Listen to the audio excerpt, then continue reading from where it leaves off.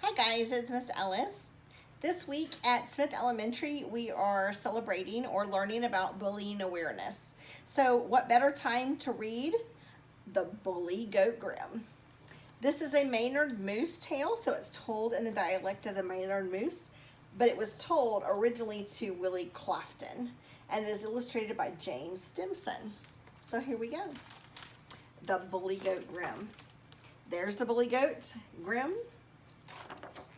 And there's the baby troll who will be in the story later. Now, the bully goat Grimm, the Maynard Moose, as he's telling the story, has a few different words than what we're used to. For example, instead of saying the word animal, he says aminal.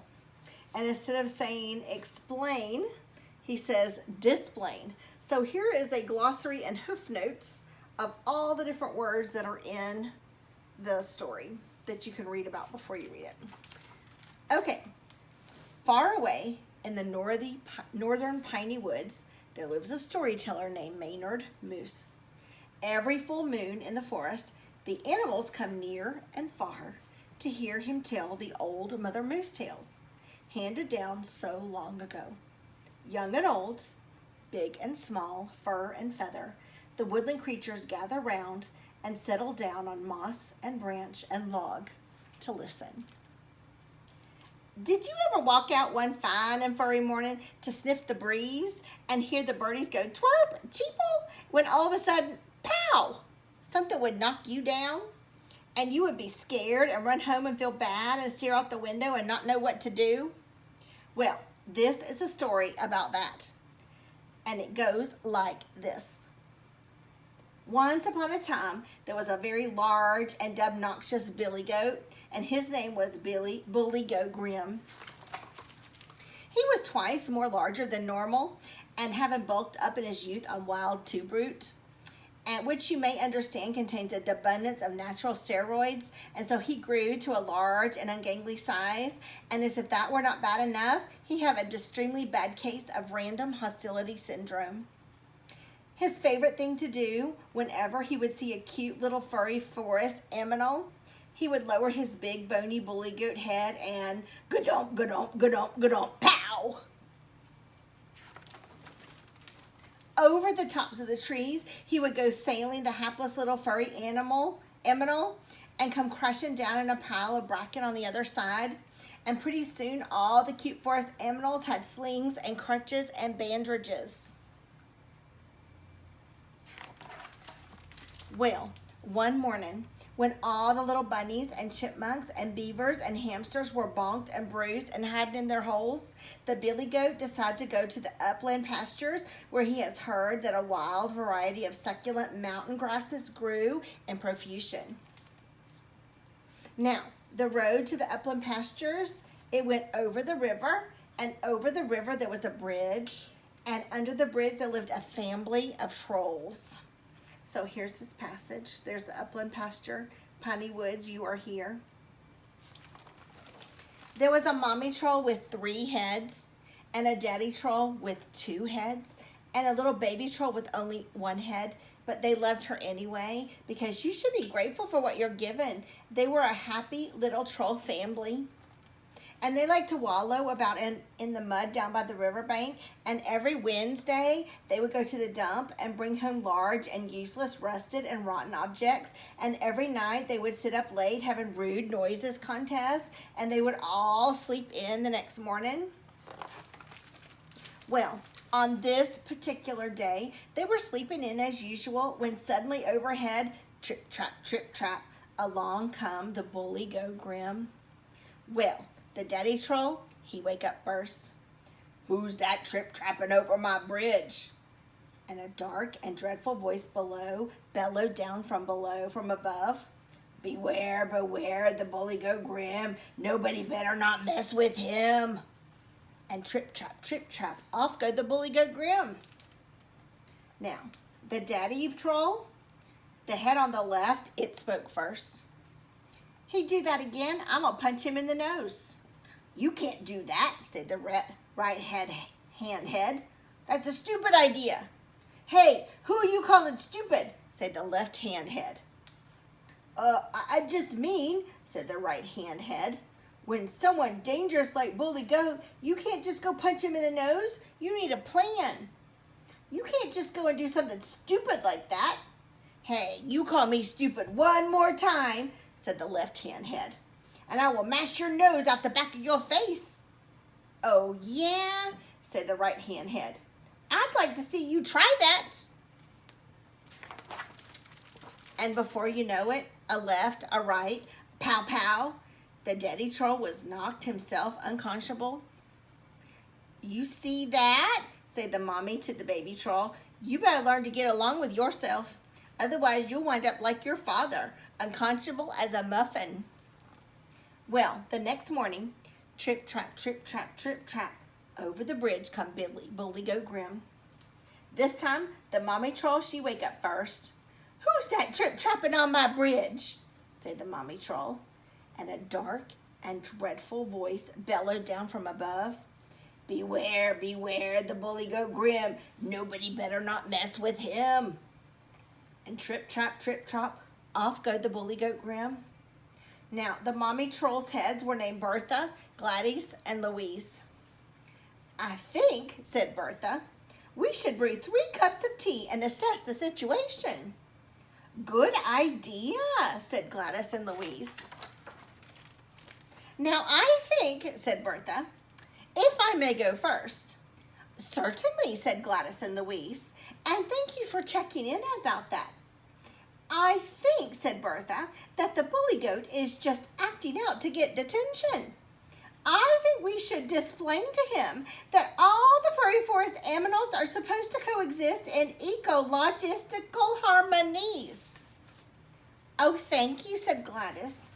Thank you for your proactive input. But I do not think the bully goat will listen to reason. I think we need to bake a big chocolate cake, and if he promised to be good, we give him the cake.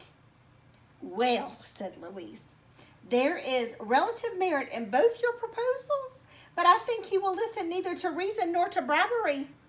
I think we need to build him a big trap door in the middle of the bridge, and when the bully goat come, we pull the rope and splash, he go down in the river below. Well, said Bertha, let us then take the best aspects of all 3 proposals and in synergistic fashion combine them in order to... And so they talked on and on and on and on until one by one, all 3 heads fell asleep because the effect of too much process is so horrific. The next morning, once again, trip, trap, over the bridge come the Bully Goat Grim. This time, the baby troll wake up first. Who's that trip-trapping on my bridge? Said the baby troll. And once again, the dark and dreadful voice bellowed down from above. Beware, beware, the Bully Goat Grim. Nobody better not mess with him. And trip, trap, off go the Bully Goat Grim. Said the baby troll. Wait a minute. Nobody better not. Hey, that's a double negative. Because she had been homeschooled by Bertha, Gladys, and Louise. If nobody better not mess with him, that means that everybody ought to mess with him. So let's see. How can I mess with the bully goat? And all of a sudden, a light bulb go on over her head. Look at that, say baby troll. There's a light bulb over my head. And look, there's a picture of a pillow and a parachute. And so the baby troll get up and dig through a pile of trash and garbages and find herself a big, moldy old pillow and 3 raggedy old bed sheets for her to sew together to make a parachute. Early the next morning, when the bully goat come trip-trapping along, the baby troll is waiting right there in the middle of the bridge with the moldy old pillow strapped onto her behind and the parachute on her back. Beware, beware, the Bully Goat Grim. Nobody better not mess with him, bellowed the bully goat. But the baby troll put her thumbs in her ears and crossed her eyes and wiggled her fingers and make the rudest noise she knows how to make. Well, This angrified the bully goat Grim, and a thundercloud appeared over his head, and he lowered his big, bony bully goat head, and gadump, gadump, gadump, gadump, across the bridge he come. But at the last second, the baby troll, she turned around and stick her pillow behind up into the air, and poof! Up into the air sailed the baby troll. Whee! Up through the tops of the clouds, pop!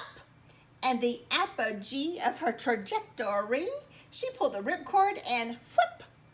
The parachute opened, and she drifted slowly back down to the ground, saying, "Good morning," to all the various strata of birdies and buggies and butterflies, and landed with a soft thump on the mossy bank below.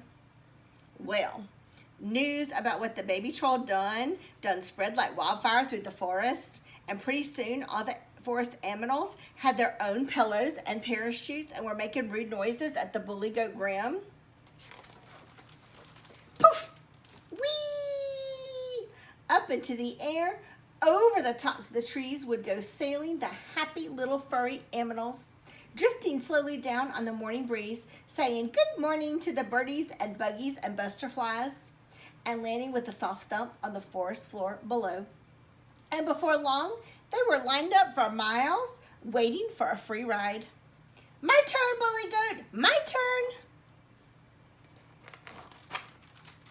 Now, there is nothing worse than having random hostility syndrome and not being able to injure anybody. It was extremely depressing to the bully goat Grim, and so finally he just gave up and slunk away. He slunk and he slunk and he slunk until he was completely away. And the animals took off their pillows and their parachutes and put them in the closet just in case.